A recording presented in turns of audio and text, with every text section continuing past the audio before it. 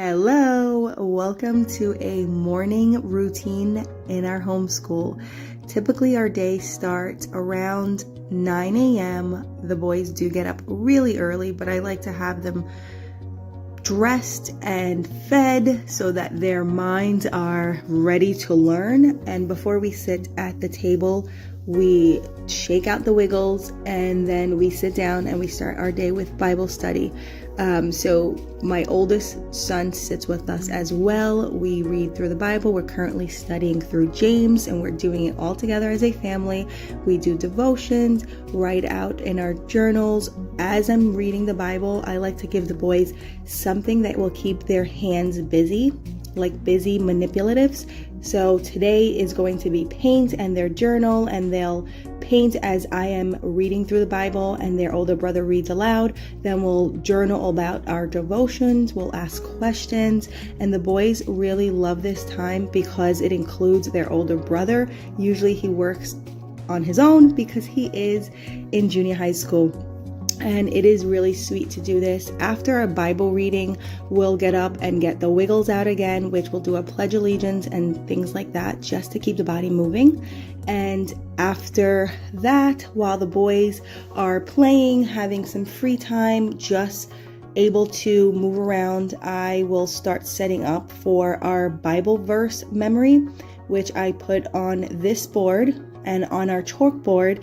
The chalkboard I leave there so it is a daily reminder, but this one I write out every day and I'll put it on the board and we rehearse it and we go over it and we talk about the meaning of it and what God's word means.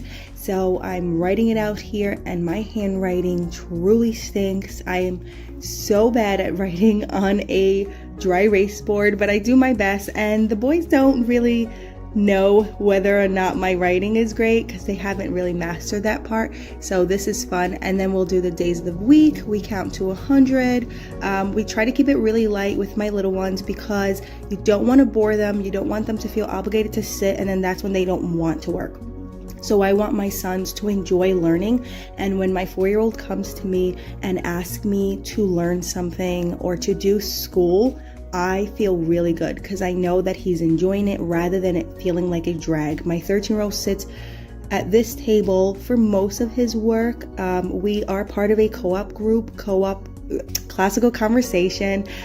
So he does this work here at the table unless it is too much of a distraction with his younger brothers, and he does have a desk in his room, but it has worked out really well that he sits at our dining room table while my little guy is sitting there, because my little one will feel part as a team rather than feel like a burden. So we try our best to add him into anything that we're doing, and he's truly enjoying it. He doesn't sit very long, but that's why I give him all these manipulatives.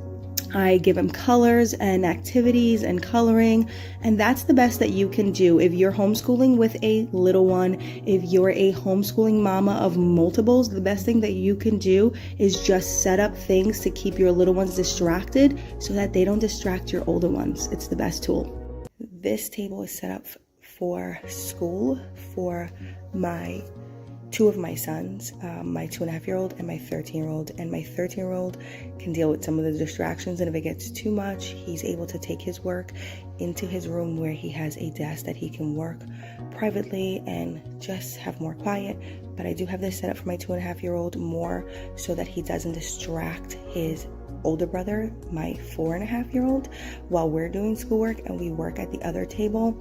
So here I do have tracing E because his name starts with an E, so I do want him to just recognize. And I do not expect my 2.5-year-old to be able to write out his name or even trace out this E, but this is just so that he can start to recognize that his name starts with the E and just look at the letters of his name. We're working on the color green, and we have elephant for E, some manipulatives here that are green, and we're trying to learn to count above 10, but he is able to count to 10, so that is amazing. No pressure, more for distraction and fun while we work with my 4-year-old. And this I had gotten off another YouTuber. I'm gonna link her below because she has some really amazing tips and hacks how to help your little ones learn to read and pronounce words. So this is just the alphabet, lowercase letters, and we don't say the alphabet, we say the sound. So my 2.5-year-old has gotten almost all of his sounds just by doing it this way. It has been amazing for us. 4, 5. Good. No, 1, 2, 3. Right, and now what do you do when you add the two groups together? Wait, 1, 2, 3, 4, 5, 6, 7, 8. Good, so what's your total? 8. Very good.